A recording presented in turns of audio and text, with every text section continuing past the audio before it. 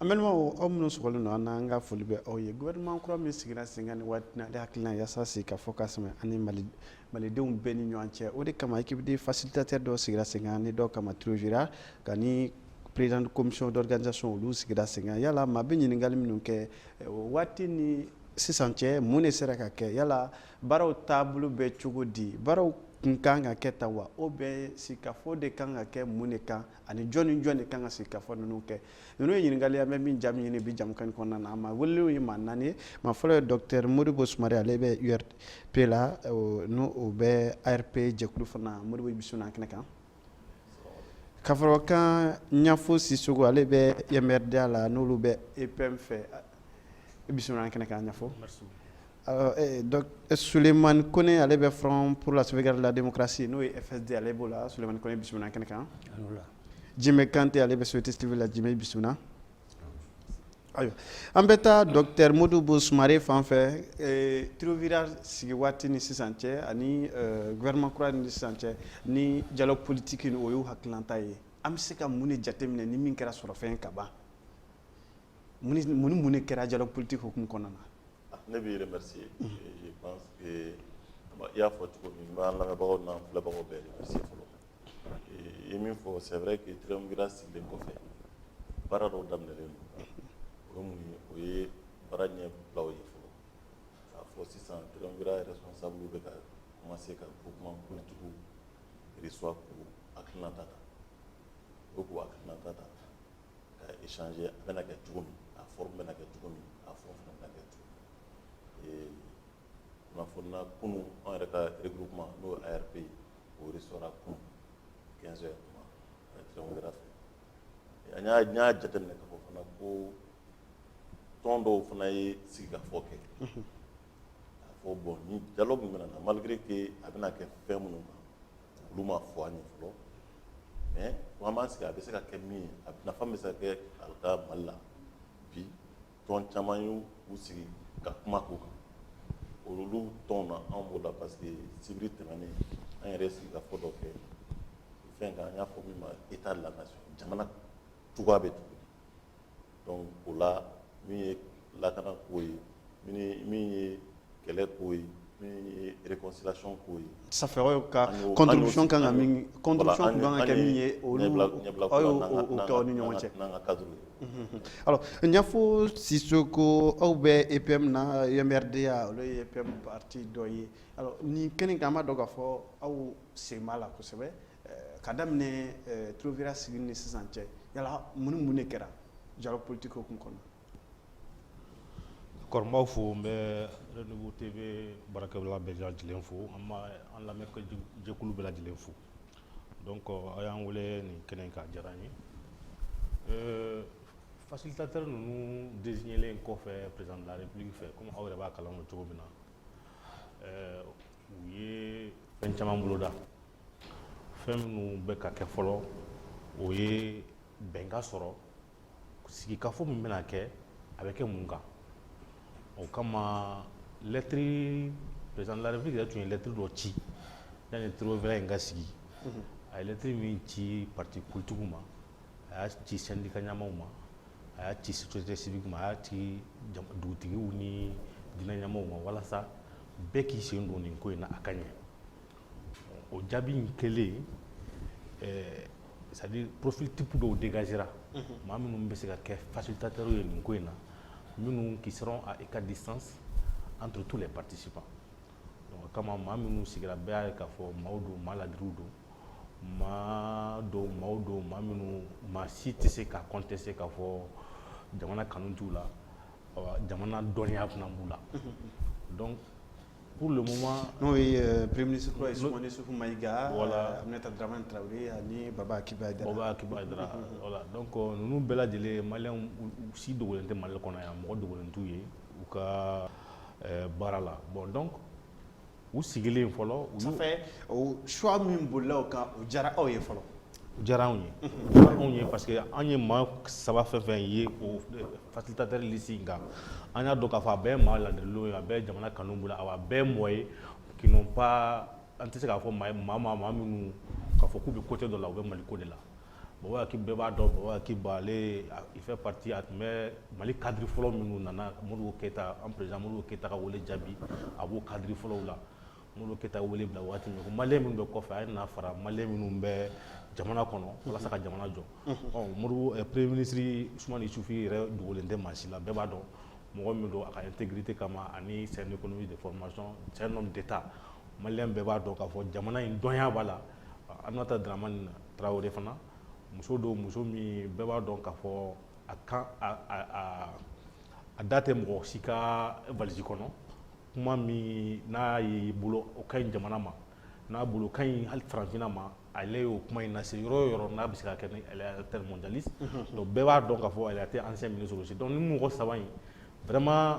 choix bilenniw ka diyara anw ye parce que an b'a dɔn ninnu bɛ se ka kɛ facilitateurs ye pour le moment kɔni an m'a ye maa si k'a fɔ nin choix ninnu i bɛ se k'olu contester donc u bɛ ka ancien premier ministre rencontrer u tilal'o la u bɛ ka parti politique rencontrer nin bɛɛ walasa bɛɛ k'i ka hakilinata fɔ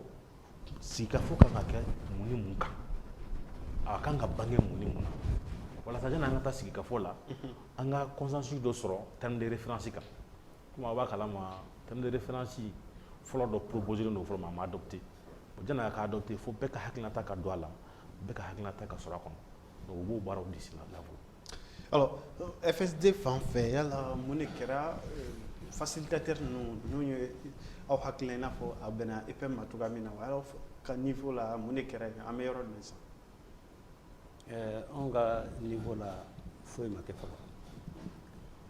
anw hakilila foyi ma kɛ fɔlɔ munna mais janni n ka n da don o la dialogue national ko in n bɛna n da don a la a bɛ san 5 bɔ san 6 opposition bɛɛ faralen ɲɔgɔn kan minnu bɛ FSD la minnu ta la bi bɛɛ bɛnna kan ka fɔ pour que jamana in ka se ka bɔ nɔgɔ la fɔ maliyɛnw ka sigi an ka kuma an ka ɲɔgɔn kuma ɲɔgɔnya bɛɛ k'i hakilinata di n'u bɛnna min kan jamana bɛ o bɛ kɛ jamana taabolo ye o de kuma nana fo ka na se bi ma min na dialogue national ko in a kuma bɛ senna mais yan'o cɛ opposition du président de la république ye ɲɔgɔn ye chef de l'état u y'a yira k'a fɔ an bɛ jɛ ka mɔgɔw ta minnu bɛ sini minnu kan ka kuma minnu kan ka kɛ facilitateur ye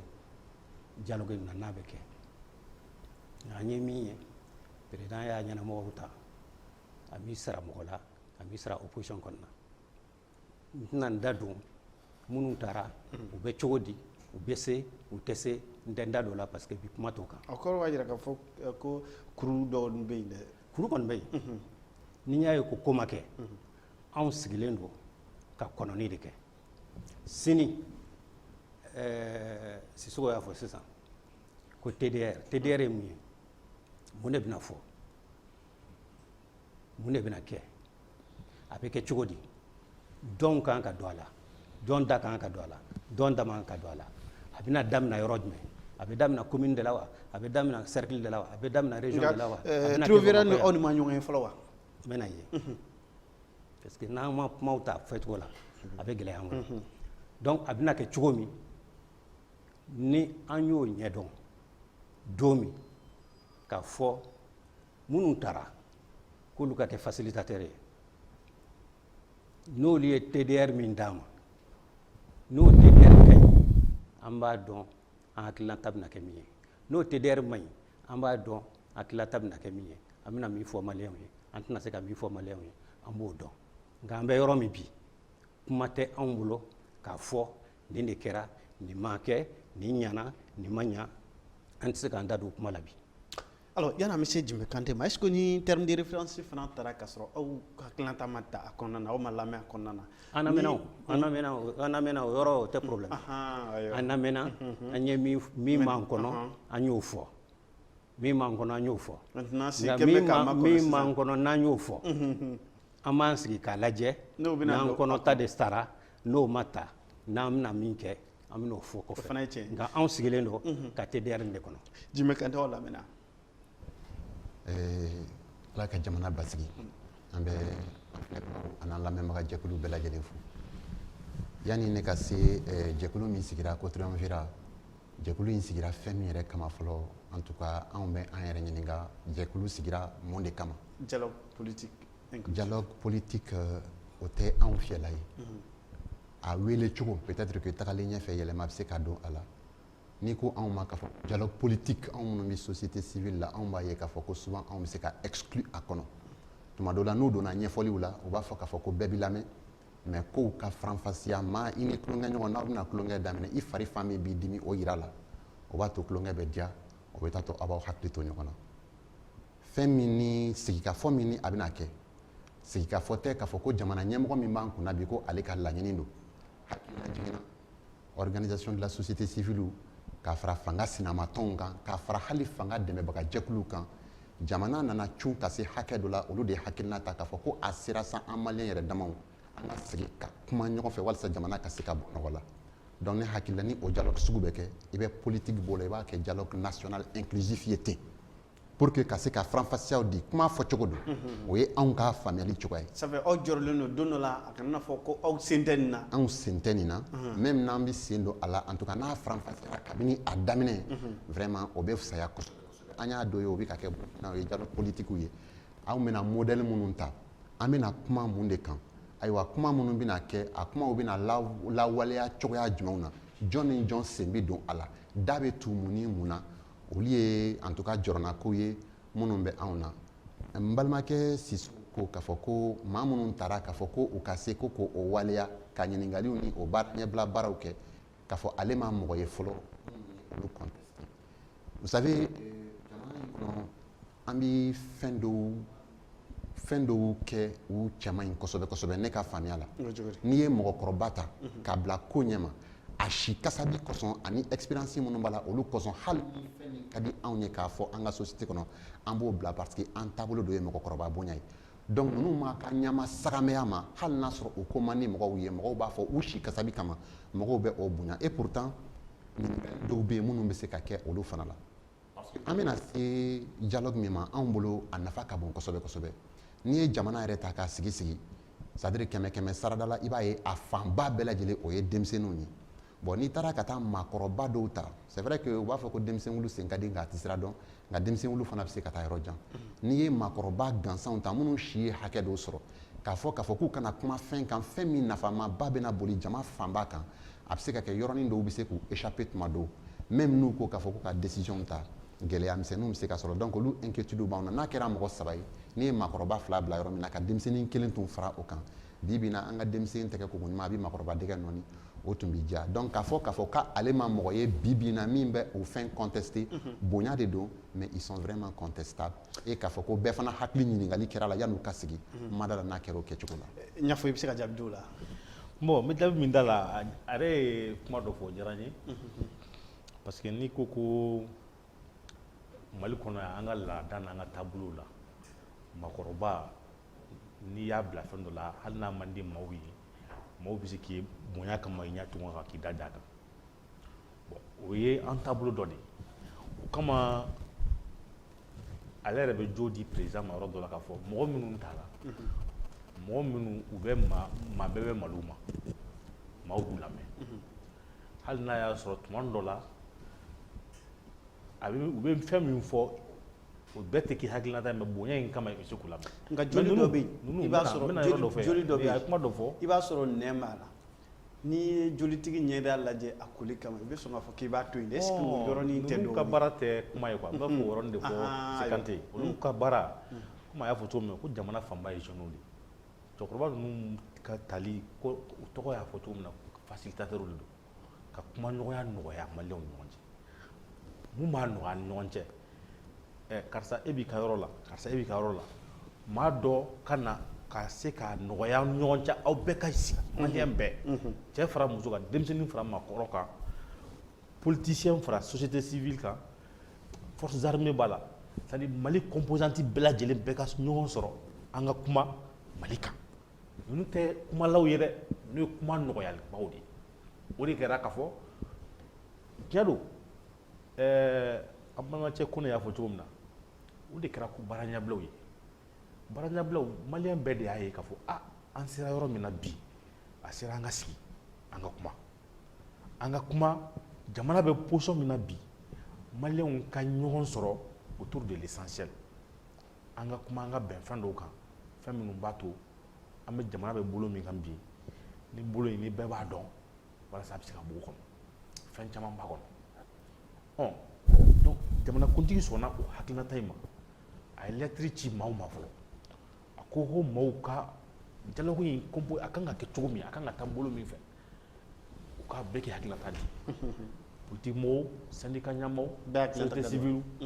ni ye président de la république ka sɔrɔ wele cogoya ninnu dun ka d'a kan aw fɛɛrɛtɔ ɲɛmaaw fana souvent ni ko sera yɔrɔ dɔ ma wele n'a cogoya ninnu fɛ a bɛ sɔn k'a fɔ k'a fɔ nin yɔrɔ in y'an fɛɛrɛtɔ ɲɛmaaw fɛɛrɛtɔ tigilamɔgɔw ta ye k'a fɔ ko société civile tigilamɔgɔw ta tɛ nin na est ce que o fana jɔrɔnakun tɛ yen dɔɔnin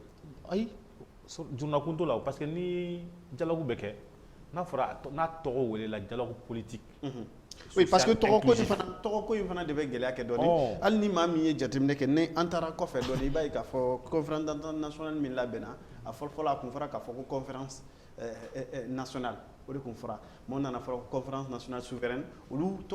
tɔgɔ wele cogo ni fɛnw nana yɛlɛma fo ka nana kɛ sababu ye a na entente nationale in de bila a la est ce que o yɔrɔ kelen in ni maa min ye o jateminɛ kabini fɔlɔ-fɔlɔ ka na se sisan ma i tɛ siran dɔɔnin bon o kama n'o man ka siran parce que an bɛ jamana bɛ position min kan bi an kan k'an profiter o expérience bɛɛ de la an tɛ se ka kɛ komi conférence kɛra san min k'a fɔ n'a sɔrɔ nin ye an tɛ se ka kɛ an comporter bi komi n'a sɔrɔ an tun b'o san de la parce que expérience caman de sɔrɔla depuis Mali ye indépendance ta fo ka n'a bila bi la hakili la Mali ye gɛlɛya caman sɔrɔ gɛlɛya fɔlɔ an bɛ troisième république dilan de an ma san 60 sɔrɔ kosɛbɛ fɔlɔ an ka indépendance la 3 républiques donc k'a fɔ o république kelen o kelen a falenna gɛlɛya dɔw kan 1968 coup d'état fɔlɔ o ye dayɛlɛ deuxième république la deuxième république o promulguera 2 juin 1974 mais 91 kɛlɛ minnu kɛra a y'a ye k'a fɔ ja o république fana limite b'a la différence b'a la on nana troisième république avec la constitution qui nous régit actuellement au troisième république on a en 2012 que vraiment en bolo on était à l'abri du coup d'état ja en ga démocratie on a dilan cogo fayu b'a la limite b'a la ko min kɛra en 2012 a kan ka malien bɛɛ wele an k'an sigi an ka kuma an k'a ye k'a fɔ an ka démocratie ta ni sisan cɛ mun de marsera mun de ma marché o fana ye tiɲɛ ye solution jumɛn kan ka sɔrɔ a la ayiwa o fana ye tiɲɛ ye an bɛ taa docteur Sumare fan fɛ tiɲɛ don aw ye assise kɛ aw ka regroupement kɔnɔ n'o ye ARP ye ani Trovera mɔgɔw fana ye ɲɔgɔn ye nka Sulemani Kone a ko k'a fɔ ko nin boli ninnu ko nin jɔyɔrɔ man bon kosɛbɛ tiɲɛ fɔli la dɛ ne bɛ se ka min fɔ o la balimakɛ kan tɛ fɛn dɔ ne yɛrɛ ye société civile produit distance min bɛ société civile ni politique tɔn ni ɲɔgɔn cɛ au Mali la différence c'est là l'épaisseur d'une feuille de papier y'a faamu et la preuve est que ni élection yɛrɛ bɛ kɛ tuma la société civile kelen bɛ fara ɲɔgɔn kan ka liste dɔ kɛ ko indépendante d'ailleurs ça appelle que débat ka kɛ encore une fois k'a dɔn société civile est joint et société politique est joint finalement parce que ni AMDH mɔgɔw y'a baara kɛ il y a ça vaut 10 ans an tun ko association n'o ye société civile ye o ye minnu tɛ concourir élection la et ni i y'o association tɔgɔ ta ka taga élection participer tu deviens société politique à la limite donc c'est des débats qui font que an b'a dɔn k'a fɔ an ka sariya sɛbɛn a ka kan ka changer a ka kan ka améliorer anw fɛ URP la an ko k'an ka passer 4e république la parce que question de révision constitutionnelle dɔrɔn tɛ question fanba ye parce que mɔgɔ caman b'a fɔ bi c'est parce que accord d'Alger kɛra et que a imposé len don Maliens kan de k'u ka aspect ça dɔ fait don a la. caman bɛ ban a la ka Parce se k'o que ka a fɔra de ko état accord d'orgue ko voilà ko accord pour la paix et pourtant ne ma homme politique fila ye fo 3 ye. Je crois qu'il y a de bonnes mémoires, c'est Ousmane Sonko qui avait rejeté. Les autres personnes, quand ça s'est signé, mɔgɔ si m'y opposé de façon frontale à fɛn na. Et pourtant bɛɛ b'a dɔn accord fɛn fɛn signé na depuis que rébellion daminɛna Mali indépendance kɔfɛ fo bi a accord tous sont imparfaits. A dɔw yɛrɛ tun ko il faut avoir un statut particulier pour le nord du Mali. Et impunité tun b'a la, c'est-à-dire minnu ye mɔgɔw faga justice tɛ kɛ. Amnistie tun b'o kɔnɔ, o accord signé la. N'i ye pacte national fɛn la, il faut le dire. Moi j'ai lu tout de 62 depuis que dans le 91 fo kana se dernier accord ma. Donc o b'a yira k'a fɔ an bɛ situation min kɔnɔ on est obligé k'an bolo di ɲɔgɔn ma. Je crois que l'enjeu an bɛ enjeu min kɔnɔ bi an ka jateminɛw ye an bɛ enjeu min kɔnɔ bi ça dépasse les clivages politiques, c'est-à-dire a bɛ k'a fɔ ne bɛ opposition ne bɛ majorité ne bɛ soutien a b'o dépasser parce que an bɛ yɔrɔ min na sisan ne ye médecin de formation il y a 3 jours u nana ni malade dɔ ye u nana ni banabaatɔ ye n bɛ ka fɔ n bɛ consultation maladie la mun bɛ yen tututu on me parle que oui ko ouais an ye jɔn ye an ka bɔ c'est-à-dire ne bɛ ka a ɲini k'a dɔn mun bɛ banabaatɔ la mais min bɛ ka na o bɛ k'a ka problème fɔ 3 jours 3 heures u bɛ tagama ni fɛnw na des phénomènes qui n'existaient pas olu bɛ ka na et filaw ta au départ ni mɔgɔ minnu ye vidéo lajɛ u ye vidéo diffusée ko oui Mali la u bɛ ka filaw faga mais après on a compris n'a ye vidéo la i b'a sɔrɔ a kɛra Cameroun de qui a intérêt à ça ni Maliens m'u sigi ka kuma depuis quand on peut comprendre que les ciments de la société malienne qui sont les peuls ils sont les peuls olu bɛ se k'a fɔ k'olu ni dɔgɔnɔw tɛ sigi mais on doit s'interroger il doit y avoir une intelligentsia au Mali min b'a sigi k'a miiri mais pourquoi tous ces phénomènes arrivent maintenant et à cette période précise n'an ɲɔgɔn sigi k'o kuma an b'a dɔn k'a fɔ ni teri dɔw bɛ société civile kɔnɔ ni AEM la ne ni AEM mɔgɔ an de tun ye bureau fɔlɔ mɔgɔ ye membre fondateur ye CNJ la même chose et i bɛna parti politique tɔn foyi tɛ yen an teriw tɛ min opposition mɔgɔ donc an bɛ se k'an sigi ka kuma Mali de nin bute nin an b'an sigi Mali kɔrɔ ka kuma Sumani mɔgɔ ma ban o sigi ka fɔ ma mais dɔw de ko fana k'a fɔ a n'a kɛcogo a n'a welecogo donc il y a les préalables et ne tɛna an sigi an tɛ bureau d'enregistrement y'o de fɔ an t'an sigi k'a fɔ bon parce que président y'a fɔ et puis c'est bon non an tɛ marché ten an ko n'i ko dialogue politique inclusif c'est vrai mon frère quand c'est qu'il dit peut-être le terme national aurait pu être plus approprié. Ça, c'est une question qu'on peut dire. Maintenant, il y a une question que nous poser de façon claire. On dit dialogue avec un à objectif, à statut. Ça veut dire quoi? Est-ce que Amé Bi, Amé État de la nation, 1600, qu'il faut que les Maliens autour d'une table, qu'au close, c'est-à-dire les décisions qui seront prises, que ça s'impose, y compris au président de la République, oui ou non. Ça, c'est les préalables. Tant qu'un mot fort. Oui, ça, c'est les préalables. Ça dit que un mot fort. La CEDEAO ira qu'à 3e tour. Ah oui, mais l'interview que j'ai fait, j'ai dit, il ne faut pas que ce soit un grand bavardage. Oui. Si on doit laisser un barabla, peut-être que nous avons des informations, dans Mali, État de n'a pas de mesquinerie, de calculer. Bon, mais voilà, on va mettre dans les... On a l'habitude. Moi, j'ai la copie ici des conclusions de la conférence d'entente. Ça servait à quoi? J'ai lu des choses intéressantes dedans. Ça sert à quoi? L'accord d'Alger, ça sert à quoi? Aujourd'hui, il faut qu'on applique intelligemment ou si on doit revisiter nous intelligemment. Car il faut bon, il faut moi, j'étais parmi les premiers soins de ATT. Mes décisions notamment en mars 2012, découpage administratif là, on se rend compte qu'un tchanchamougou teke, ou les régions. Il y a des régions dont Tombouctou là, où il y a des députés, Tombouctou est député. C'est des contradictions. Donc il n'est jamais tard qu'à ça fait correction, qu'on peut faire des corrections à tous les moments de la vie de la nation. Donc en boulot, il faut qu'en question de bras le corps. On dit que ça, c'est des facilitateurs. Si la conférence s'ouvre, le peuple est souverain. Le peuple peut dire, ok, d'accord, vous avez bien fait votre travail, c'est très bien. Désormais, c'est M. Souleymane Kone qui va diriger la conférence. Qui peut venir dire non, non, non, ce n'est pas comme ça. Ben, c'est à Koukan. Ben, mais c'est à Koukan. Pour moi, si les gens se mettent d'accord, personne ne viendra nous dicter ce qu'on doit faire. Mais il faut qu'on accepte la confiance que nous avons à faire. Personne n'a le monopole du patriotisme ou de l'engagement. C'est-à-dire qu'il y a des gens patriotes et engagés dans l'opposition, dans la société civile, comme dans la majorité présidentielle. Alors, Suleiman Kone, encore mais Alissa Agnabla ni Oya Iraka Foko, Fem, Bamakem, Absigi, nous a dit à Flonimé, Yala, Erebolo, surtout, en fait, FSD. Comment bi bolim, comment kan nga bolim monika? Amaso Roma. Oui. Amaso Roma. Min ka gele awma. Iyo, mena ye. Amaso Roma. On t'en dadola.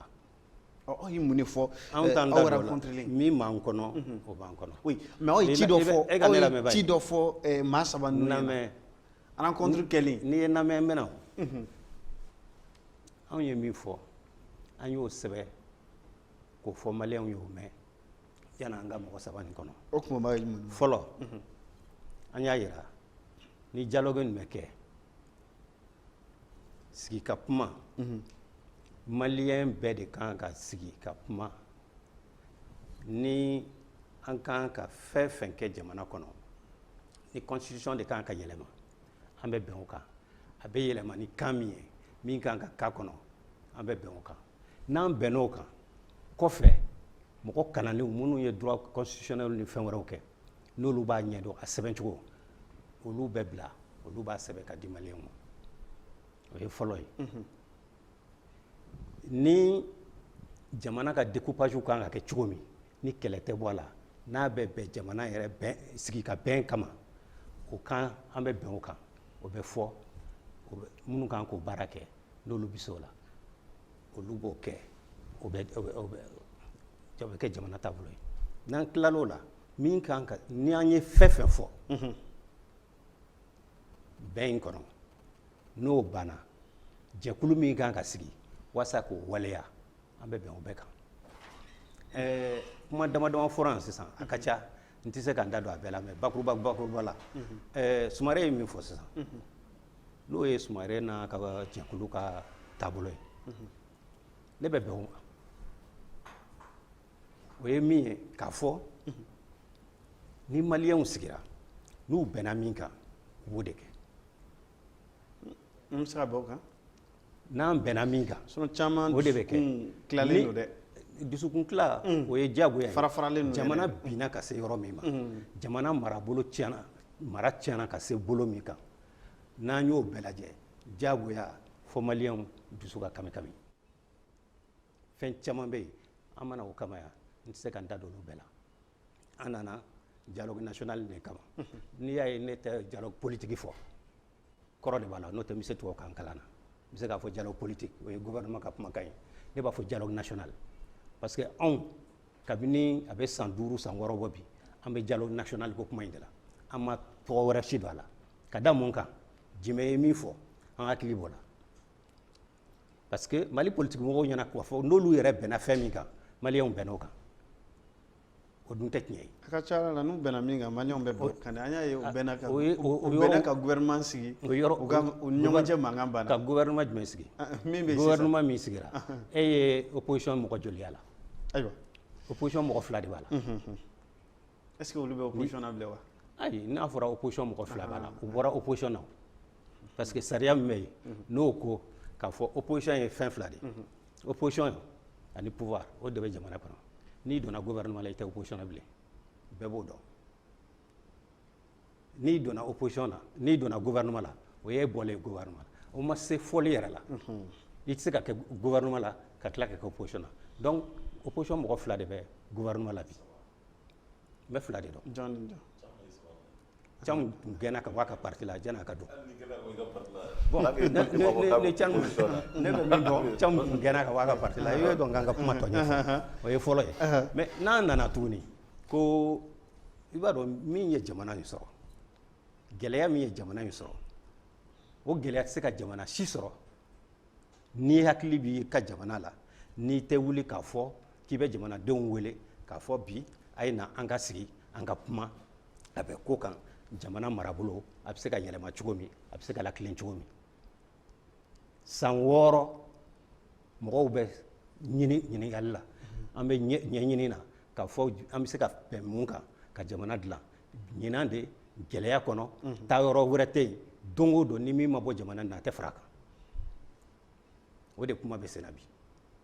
o de nana n'an ye nin fɛn na donc dialogue national ni diyagoya de don diyagoya min don anw ne kɔni bolo FSD m'o donda o ye ne yɛrɛ kumakan ye n'an taara nin dialogue national la question tɛ diɲɛ kɔnɔ min bɛ Mali kun kan n'a tɛ fɔ n'an ko an bɛ président de wuli ka bɔ yen o kuma kan ka se ka fɔ o ko ni maliyɛnw bɛnn'o kan o de bɛ kɛ n'an ko an bɛ gouvernement kura sigi ni maliyɛnw bɛnn'o kan o de bɛ kɛ est-ce que o bɛ appliquer a appliquer ni fɛn tɛ o e m'a fɔ k'i ye maliyɛnw wele yan n'i ye maliyɛnw wele k'u ka n'u hamina ko fɔ u ni kan ko dans ce cas conférence in bɛ kɛ 3e tour ye dɛ min ko 3e tour tɛ ko conférence nationale tɛ o b'ale de ma o ale de y'o fɔ mais maliyɛnw m'o fɔ a ye maliyɛnw m'a fɔ a ye ko n bɛna 3e tour la parce que 2e tour yɛrɛ ma kɛ n'i y'a mɛn 3e tour 2e tour ma kɛ 1er tour ma kɛ i n'a fɔ ɲɔgɔn sirifukɛ y'a fɔ cogo min IBK kɔni y'a yɛrɛ ka fanga de proroger i n'a fɔ assemblée nationale proroger la cogo min n'o tɛ fɛn wɛrɛ ma kɛ o ayiwa Jime Kante ka nin hakilina ninnu bɛɛ to nin bɛ ka taa conférence in kɛnɛ kan ma dala n'an bɛ sɔn ka nɔgɔya dɛ jamana in kuma a bɛ ɲini kana gɛlɛya kosɛbɛ souvent n'i sigira kuma la a bɛ k'i kɔnɔ k'a fɔ ko aw bɛ ka kuma jamana wɛrɛ kan e tɛ jamana min kɔnɔ mais a ka kan hakililajigin dama-damaw bɛ yen an ka olu kɛ n'i y'a ye bi maliyɛn fanba n m'a fɔ maliyɛn bɛɛ dɛ maliyɛn fanba bɛɛ lajɛlen bɛ k'a fɔ k'an ka sigi ka kuma kɛ o b'a jira k'a fɔ ko fama minnu ni olu b'an kunna a b'u ka dɛsɛ de yira n'a y'a sɔrɔ u tun bɛ ka min laɲini n'o tun sabatir'u bolo maaw tun t'a fɔ k'an ka sigi ka kuma parce que o bɛ taa sɔrɔ aw ye solution apporter jamanadenw nana minɛ ka tila ka se hakɛ dɔ la bi ni maa min ko k'i bɛ dialogue la e bɛ kɛ i n'a fɔ i ye fanga jukɔrɔma tintinba ye ni min ko k'a fɔ ko n sen tɛ dialogue la e bɛ kɛ i n'a fɔ e bɛ fanga contre la faamuyali mana parce que mɔgɔw ɲinana k'a fɔ sigikafɔ in a ɲinina fɔlɔ jamanadenw fɛ k'a ɲini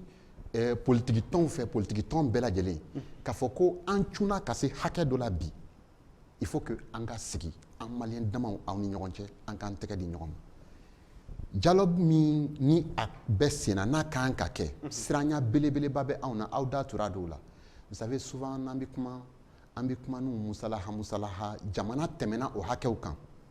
n y'o y'a fɔ a ka kuma kɔnɔna na k'a fɔ ko an ye gɛlɛya caman kɛ ka tɛmɛ donc o expérience ninnu an kan ka olu bɛɛ lajɛlen ta an ye dɔɔnin kɛ maakɔrɔba bonya la a y'an lase yɔrɔ jumɛn est-ce que an tɛ maakɔrɔba dɔgɔya fana jateminɛ même n'a y'a sɔrɔ ɲuman tɛ maakɔrɔba dɔgɔya an m'a fɔ k'a fɔ an k'an ka cɛkɔrɔbaw dɔgɔya mais k'a fɔ ko maa minnu taara bi k'a fɔ ko olu ka kɛ an ka facilitateurs ye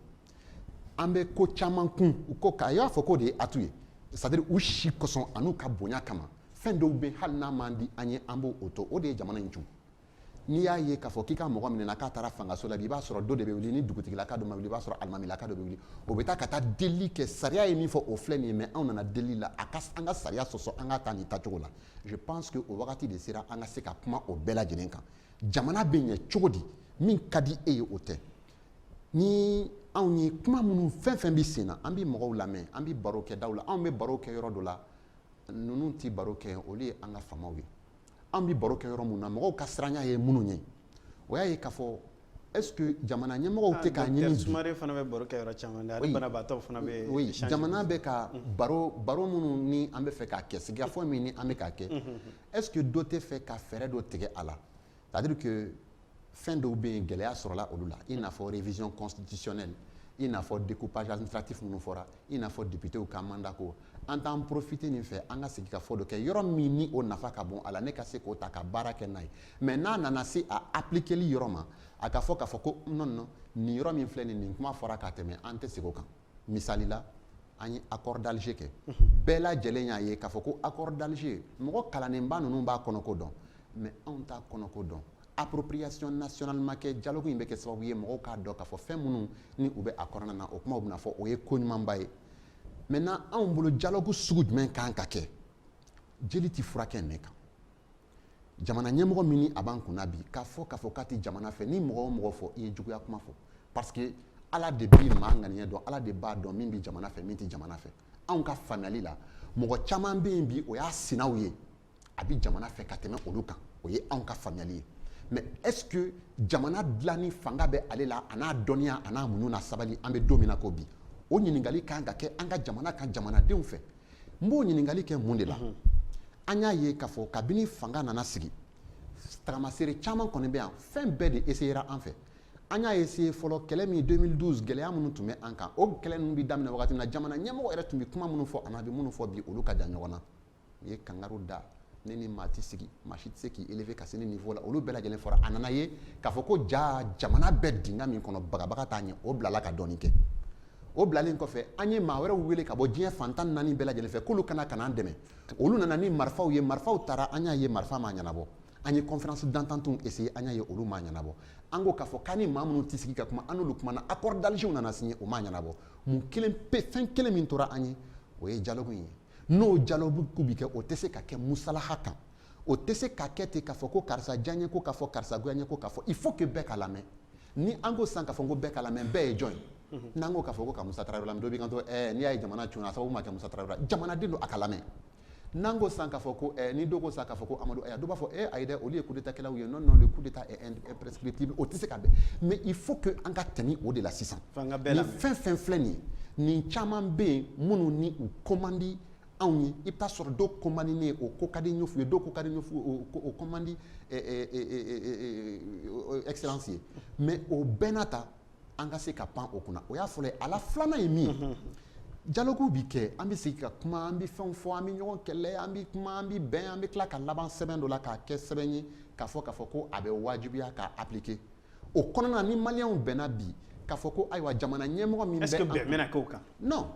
n'a fɔra k'a fɔ ko dialogue inclusif souverain n'i y'a ye a bɛ fɔ k'a fɔ ko souverain est-ce que souverain o t'a kan dɛ il faut que o de ye laɲini fɔlɔ il faut que le dialogue soit vraiment souverain il faut que an ka kuma an ka école kan il faut que an ka kuma an ka armée kan il faut que an ka kuma an ka diinaw kan il faut que an ka kuma an ka kɛnɛya kan il faut que an ka kuma an ka duw kan an ka tabiyaw kan an ka lamɔlicogow kan an ka dugutigilakaw kan an ka jamanatigilakaw fɛn fɛn bɛ yen n'a bɛ se ka jamana la taa ɲɛfɛ walima a bɛ taa jamana la il faut que an ka sɔn ka kuma recommandation de bɛ se ka don projet de révision constitutionnelle question tabou kana don a la k'a fɔ non n'a ye nin fɔ non dila ɲɛmɔgɔw bɛna fɛ o ka bɔ a la an ka kuma n'an ye démocratie de sugandi kɔni k'a fɔ ko o de ka kan an ka jamana taabolo la n'an bɛnna démocratie kan démocratie ye fɛn minnu fɔ sariyaw kɔnɔna na an k'olu labato e kana wuli parce que e ye silamɛ ye ko e taara ka taa chrétien dɔ ka baara ci démocratie sariya ko k'a fɔ ko laïcité i ka sɔn laïcité ma n'an dun ko démocratie tɛ anw taabolo ye ko ka taa taabolo minnu fɛ an k'o taabolo faranfasiya kabini an ma taa yɔrɔ la fɔlɔ an ka bɛn o kan mais ni bɛn kɛra o kan ni bɛn kɛra kan ko ka sira bɔ sogoba kuncɛ la sira ka bɔ sogoba kuncɛ la sogoba ɲɛda kana lajɛ ni bɛn kɛra kan k'a fɔ ko Ibrahim Boubacar Keita dɛsɛra bi ka maliyɛnw fara ɲɔgɔn kan ko ka fanga minɛ ale la ko k'a di mɔgɔ wɛrɛ ma walima ka élection kɛ a kana na fɔ k'a fɔ ko troisième tour tɛ ni jamanadenw de don en tout cas dialogue souverain na il faut que question tabou kana ye a la an ka se ka fɛn bɛɛ lajɛlen fɔ n'an bɛ fɛn fɛn fana fɔ ni bɛn kɛra min kan o ka se anw bɛ o dialogue politique sugu de nɔfɛ anw b'o dialogue national souverain sugu de nɔfɛ ayiwa yanni an bɛ kuma di ɲɛfɔ Sisoko ma hakili la jaabi b'a bolo nka an tun ye taama kɛ dugu kɔnɔ an ka hakilina lajɛ fɔlɔ si ka fɔ ko ye damu ye o de y'a kɛ bi an wulila ka don dugu kɔnɔ ka ɲininkali tɛgun maliyɛnw kan min bɛ tali kɛ dialogue politique inclusif kan n'o b'a wele ko sikafɔ yalima ni sikafɔ yɛrɛ ma ɲɛ kɛ kɔ maa jumɛn ni maa jumɛn de sen kan ka y'a la yalima a kan ka boli sira jumɛn ani sira jumɛn de kan ani a nafa bɛ kɛ jumɛn de ye ne tɔgɔ Kurishi Sise n ye journaliste ye Mali Tribune na analyste chroniqueur sigikafɔ mun bolodalen don nafaba de b'a la nafaba de b'a la puisque jamana gɛlɛya kojugu o de bɛ mɔgɔw ɲɛsin nin sigikafɔ nation ma donc ni jamana sera gɛlɛya cogo dɔ la blocagew cayara a tɛ ɲa fiyewu fo jamanadenw ka sigi bɛɛ lajɛlen ka sigi ka jɛ ka kuma secteur minnu bɛ yen nɔ ni ça ne va pas au secteur kɔnɔna ninnu na an ka fara ɲɔgɔn kan minnu bɛ o domaines maîtriser olu ka sigi u ka kuma aujourd'hui an bɛ yɔrɔ min na décision min kan ka exécuter feuille de route min kan ka élaborer Mali yɛrɛ taaɲɛ la bi a kan ka bɔ maliyɛnw yɛrɛ de da kɔnɔ maliyɛn jumɛn maliyɛn minnu bɛ kɔnɔnafili kɔnɔna la bi Mali kɔnɔ par exemple n'i ye crise sécuritaire ta a bɛ minnu concerné c'est les victimes minnu ye problème sɔrɔ a kɔnɔna la minnu ye gɛlɛya sɔrɔ a kɔnɔna la anw bolo olu de ye les premiers concernés an bɛ jɔrɔ mun na tuguni c'est à dire an ye accord d'Alger ye an kɔni y'a ye fara ɲɔgɔn kan kɛra jamanaw communauté internationale tun bɛ yen nɔ diɲɛ bɛɛ kumana mais bi a papier dalen b'an bolo a ma se ka kɛ an ka jɔrɔ ye mun ye est ce que sigikafɔ in yɛrɛ fana kɔfɛ feuille de route min bɛna bɔ n'a feuille de route ɲɛna a exécution bɛna kɛ cogo di. Mohamed Daɲogo ne ye kunnafonidila ye n bɛ baara kɛ téléso ye mun tɔgɔ ko Médiane TV mun ye Marocain ka téléso ye pour que a ka ɲɛ fɛn min don fana laɲini ye mun ye bɛɛ de ka se ka fara ɲɔgɔn kan kɔrɔnfɛmɔgɔw cɛmancɛfɛmɔgɔw fɛn sud mɔgɔw bɛɛ ka se ka fara ɲɔgɔn kan politiki ko fɛn kana y'a la mais an ɲɛ b'a la o de ye laɲini ye pour que baara ka se ka ɲɛ mais baara bɛ ka taa cogo min na fɔlɔ halisa siga dɔw bɛ yen halisa pour que a ka se ka ɲɛ laɲini kɔni ye kelen de ye président a k'i bila a président bilayɔrɔ la c'est à dire ale ka kɛ maliyɛn bɛɛ ka président ye opposition t'a la parti majoritaire t'a la nord sud bɛɛ ka se ka fara ɲɔgɔn kan mais a ye mɔgɔ saba minnu fana sugandi k'u bila ɲɛfɛ an b'a dɔn k'a fɔ mɔgɔ min don a baara in a fanga b'u la a ɲɛdɔn b'u kɔnɔ donc président ka kɛ maliyɛn bɛɛ ka président ye pour que a se ka bɛɛ lasigi an ka se ka dialogue kɛ pour que lafiya bɛ se ka sɔrɔ a kɔnɔ cogo min na a nafa bɛ kɛ mun ye maliyɛn parce que n'an bɛɛ jɛra ka kuma parce que sisan problème ye jumɛn bɛɛ de bɛ ka t'i ka fan bɛɛ b'i ka baara kɛ ni hakilina ye bɛɛ ka jɛ ka hakilina kelen ni hakilina kɛra kelen laɲini kɛra kelen an bɛ jɛ ka baara kɛ n'o ye n'o kɛra kɔnɔkulu jɛlen de bɛ bi fɔ n'an bɛɛ jɛra ka fara ɲɔgɔn kan laɲini ye mun ye o bɛ sabati ka Mali sama ka bɔ ni dingɛ kɔnɔ an bɛ mun kɔnɔ depuis 2012 o de bɛ se ka kɛ o de kɔni dialogue in a nafaba ye o de ye bɛɛ ka fara ɲɔgɔn kan hakilina kelen un peuple un but une foi ko ka ɲɔgɔn sen bila ka ɲɔgɔn tɛgɛ minɛ o la an b'a fɔ a k'an bɛɛ siɲɛ wɛrɛ un peuple un but une fois o ye an ka devise ye an bɛ taa docteur Modibo Soumaré fan fɛ alors tiɲɛ don k'a fɔ mɔgɔkɔrɔba saba ninnu olu b'u ka baara la déjà u bɛ ka caman kɛ u bɛ ka mɔgɔw rencontrer mais est ce que nin ko in yɛrɛ kɔnɔna na an y'a ye k'a fɔ jamana ɲɛmaa ye ko représentant nommé pour le centre, président de la commission d'organisation fana bɛ yen ninnu saba ni ɲɔgɔn cɛ est ce que dɔw tɛna yɛlɛ dɔw sen kan. Comme ne m'a ye représentant pour le centre au ka côté dialogue in kɔnɔ comme responsabilité peut-être que ale ka baara yɛrɛ pour que bɛɛ b'a dɔn problème bɛ centre kɔnɔ o bɛ se ka. mais est ce que problème min fana bɛ centre kɔnɔ même les problèmes là centre nord là tout ça c'est des nouvelles inventions aujourd'hui Mopti Gao voilà moi on aurait pu dire voilà facilitateur par rapport à telle chose par exemple les problèmes intercommunautaires tu vois par rapport au désarmement ça c'est des thèmes sur lesquels on peut quand on met un représentant à l'intérieur du pays par rapport au centre c'est-à-dire qu'il va s'occuper de cette thématique mais mi dialogue on a dit nous est facilitateur et puis l'organisateur un organisateur et le secrétaire d'organisation ça va avoir lieu à tel endroit ale bɛ taga aux locations kɛ mɔgɔ damadɔ min bɛ na olu ka traitement a b'o kɛ maintenant l'organisateur scientifique o de ye facilitateur en réalité maintenant dialogue yɛrɛ comme j'ai dit les questions juristes de b'a fɔ les questions préalables c'est-à-dire qu'il faut traiter d'abord déterminer de façon claire avant que ba dɔn ka kɛ baara o de ye dialogue ka statut ye mun ye c'est-à-dire est-ce que ni dialogue n'a ko ko bon an bɛ Mali tɔgɔ yɛlɛma ka kɛ Manden a bɛ kɛ wa est-ce que ni dialogue ko bi ko bon ce n'est plus un peuple un but une fois c'est un peu pour voilà l'avenir je sais pas est-ce que o bɛ kɛ wa est-ce que n'a ye dialogue ko ko bon hymne national bɛ sɔrɔ o bɛ kɛ wa n'a ko 80 pour moi ça c'est des questions essentielles aujourd'hui qu'il faut déterminer si mɔgɔ kun ko baara bila ka n'u sigi ka baara ka livre dɔ sɛbɛn quand on dit que bon on va prendre 2 pages le reste là on met à la poubelle peut-être que on n'aura pas résolu le problème plutôt on doit créer d'autres problèmes donc il faut bien réfléchir avant que Dongake baaraw la quoi et donc ça c'est les préalables les statuts du dialogue et nous an kɔni ka jate min au niveau de l'URP et on a émis la même chose au niveau de l'ARP on a dit il faut que le dialogue là soit souverain et que ça c'est à ka kɛ thème o thème bɛ état de la nation kan thème o thème aujourd'hui an b'a ye n'a ye mɔgɔ min jaabi dɔrɔn i b'i ka téléphone ta i bɛ vidéo kɛ i bɛ mɔgɔw nɛni i bɛ tɛgɛ lajɛ il y a certaines choses qui sont passées à la trappe aujourd'hui an y'a ye k'a fɔ quoi qu'on dise la laïcité est menacée c'est-à-dire religieux placés ne y'o fɔ n ka fɛnkɛ caman na n ko an bɛ seli ka sun k'an bɛ fɛ ka taa arijinɛ de donc n'i ko k'i b'o baara la i ka rôle tɛ ka n'i sigi comme un chef de parti ka na débat kɛ o kɔrɔ tɛ ko n'i ye religieux k'i da tɛ don politique ko la o ma fɔ mais i bɛ bɔ o kan kɔnɔ i bɛ bɔ o kɔnɔ i bɛ taa don tɔn dɔ kɔnɔ politique tɔn dɔ kɔnɔ i bɛ politique tɔn dɔ créer i bɛ n'i donna o kan o kɔnɔna na mɔgɔ bɛ se ka kɛ alimami ka kɛ président de parti o c'est pas contradictoire rien au Mali ni interdit ça mais ka taa mɔgɔw e bɛ k'a fɔ Alahu akibaru k'a fɔ bon a ye taga voter nin vraiment moi je pense que an kan ka olu dɔw arrêter de façon très claire donc c'est des choses ni i ko ko dialogue ka kɛ fo an ka fɔ an ka dɔw kan n'an bɛ fɛ an ka démocratie sauvegarder ou n'an bɛ fɛ ka dictature de fana fɛ an b'a fɔ bon on b'a di Sogoba ma pour 20 ans et puis on termine. Alors Ɲafo Sissogo tiɲɛ don k'a fɔ ko a kan question fila bɛ yen min man ka discuter n'o ye laïcité ani intégrité mais Bamaci jɛkulu kɔrɔ minnu bɛ Sirima na olu y'a jira k'a fɔ n'a sɔrɔ an bɛna segin tuguni ka accord ko kuma ko point dɔw bɔ a kɔnɔ k'olu sen t'a la n'olu sen b'a la o tɛ ŋmɛni dɔ ye de kama. Bon gɛn tɛ dɛ u yɛrɛ de y'u sen bɔ a la c'est à dire jamana ko la. Est-ce que ni ninnu ko k'a fɔ k'u sen t'a la o tɛ. N b'a fɛ ka min fɔ c'est à dire an ka jamanakuntigi yɛrɛ a ye facilitateur bila u ka baara la don min na a ye kuma damadama fɛn damadama de gɛlɛya u ma a ko fɔlɔ a b'a fɛ dialogue in na maa si kana to k'a la maa si sen kana bɔ a la d'assurer l'inclusivité totale de ce dialogue c'est-à-dire qu'il faut que bɛɛ k'i yɛrɛ ye dialogue in kɔnɔ a y'o mission fɔlɔ di n'a fɔra ko bɛɛ k'i yɛrɛ ye dialogue in kɔnɔ na an dun y'a ye i bɛ na mɛ précision ten an dun y'a ye k'a fɔ accord min bɛ yen sisan ni min signa 2015 i b'a ye k'a fɔ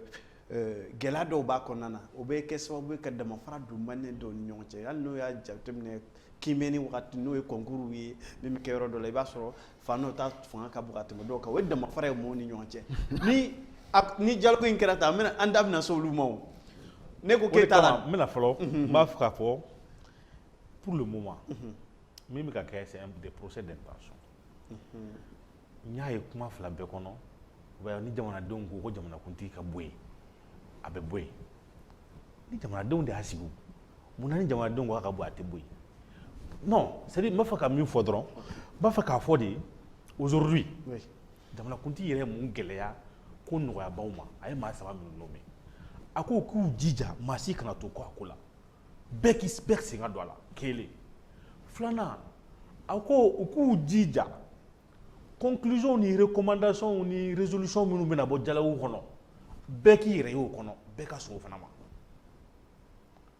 a tilala k'a fɔ tuguni u k'u jija a bɛna révision minnu bɛna kɛ n'o ye constitution ye révision constitutionnelle réforme constitutionnelle réforme politique minnu bɛna kɛ o réforme politique la a ka kɛ consensus kɔnɔna la bɛn kɔnɔna la. Mais là, ça veut dire déjà que jamana ɲɛmɔgɔ ko révision ka constitution ka réviser. Non, a ma fɔ k'a réviser. Non, min bɛna kɛ. Ça veut dire que jamana ɲɛmɔgɔ ko déjà k'a réviser. Révision dɔrɔn tɛ an b'a ko ni problème bɛ yen il faut des réformes. Oui. Problème ye min ye a ko réforme politique et institutionnelle.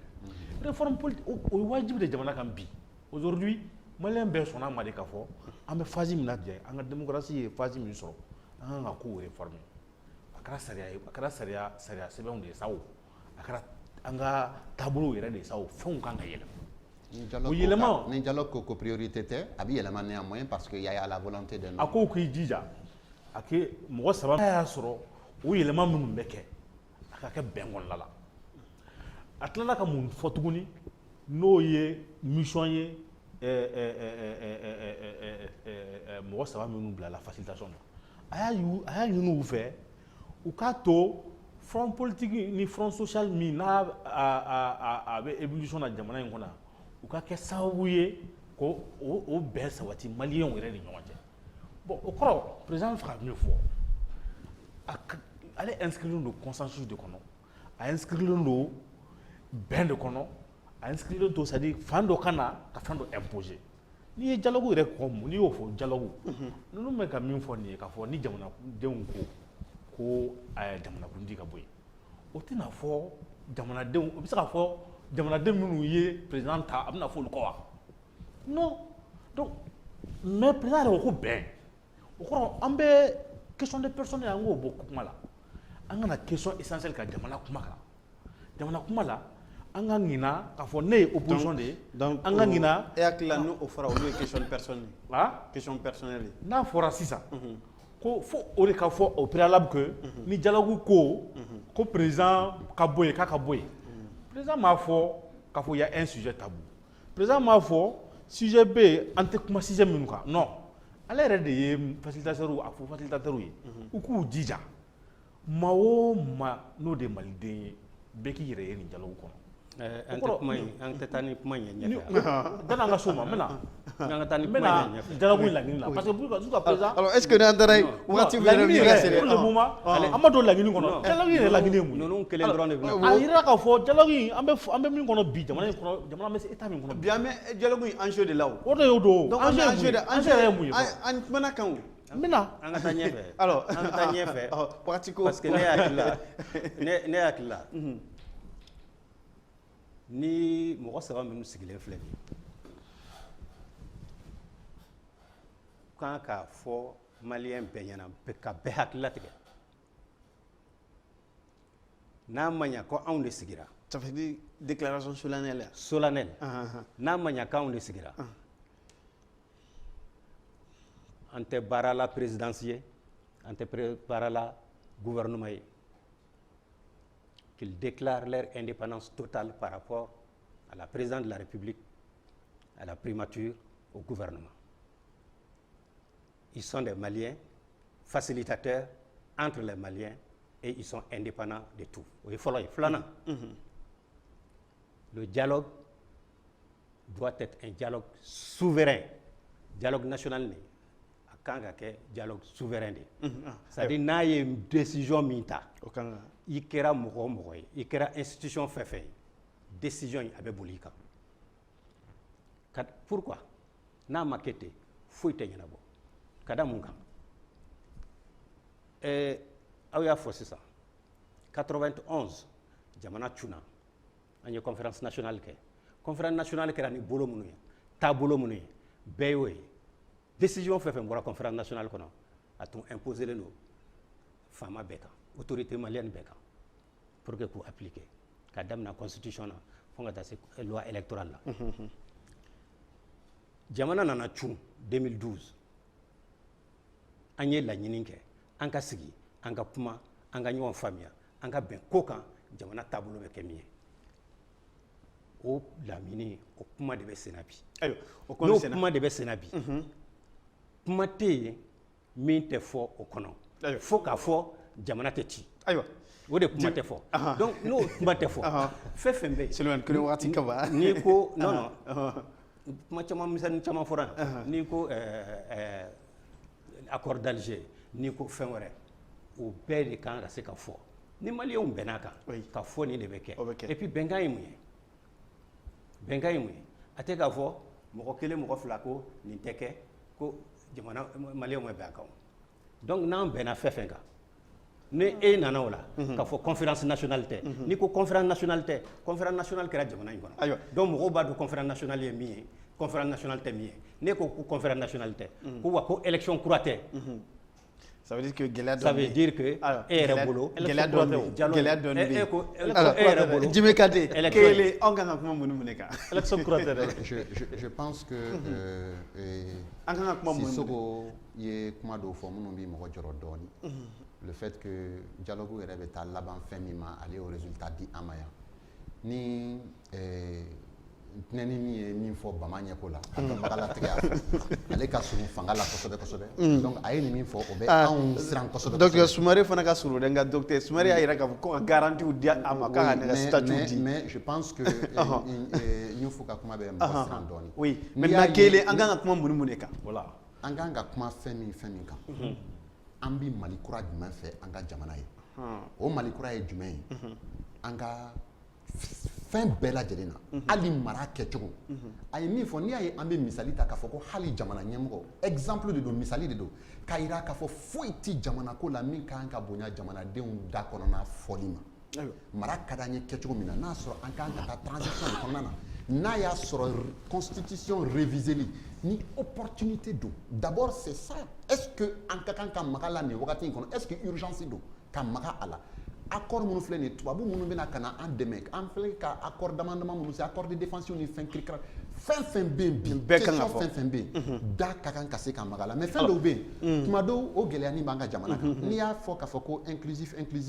an bɛɛ bɛ k'a fɔ yan il faut que bɛɛ da ka don a la bɛɛ da ka don a la bɛɛ ka da ka don a la o kɔrɔ tɛ k'a fɔ ko ne bɛ taa wele bɛɛ ta bɛ taa mais i kan ka kɛ jɛkulu hukumu dɔ de kɔnɔna na i bɛ mais question de représentativité bɛ an ka jamana kɔnɔ donc tuma dɔw la jamana ɲɛmɔgɔw ni politique mɔgɔw minnu n'u fɛɛrɛ ka bon kosɛbɛ ko o bɔ a ko la ka baara dɔw kɛ u bɛ taa suganli kɛ alors tɔn dɔ de kɔnɔ aw ka assise min kɛra o don aw ye mun ni mun de laɲini kelen Soumano aw Soumare disons an ka laɲini kɛra mais an ko état de la nation kɔrɔ ye mun ye Mali bɛ cogo di bi Mali bɛ cogo di bi n'i y'o question posé malien min bɛ jateminɛ kɛ aw ko pardon i b'a fɔ Mali ɲagaminen don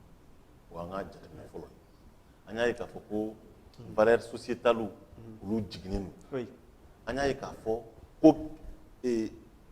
diinɛmɔgɔw olu jiginnen don da donnen don politique ko la kojugu an y'a ye k'a fɔ ko force de sécurité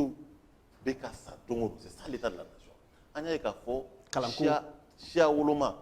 k'a fɔ ko nin ka fisa ni nin ye o kuma bɛ ka yɛlɛn sanfɛ alors que fɔlɔ c'était des questions entre EPM ye mun fɔ komi a y'a fɔ cogo min na olu ye i ɲɔgɔn ye o kan mais malien bɛɛ b'a dɔn jamana bɛ bolo min kan o de y'a nécessité k'a fɔ an kana ɲɔgɔn ye an ka kuma mais an kan ka kuma mun kan an ka kuma fɛn fɔlɔ min yɛrɛ kan o ye d'abord jamana bɛ lahalaya min na nin la question sécuritaire ayiwa question sécuritaire an kan ka kuma o kan fɔlɔ nin y'anw ka Dumé Dansanga bi babu la min tun bɛ tali kɛ dialogue politique min tun bɛ se dialogue politique min labɛn bɛ sen na nin waati n'a ma welelenw tɛ maa naani ye docteur Soumare ale bɛ URP la n'o o bɛ alliance ARP la fo ka taa se Ɲanfon Sisoko ma ale bɛ UMRDA la EPM ani Sulemani Kone ale bɛ FSD la Jime Kante ale bɛ société civile la an b'a fɔ ɲɛna a kan bɛn waati wɛrɛ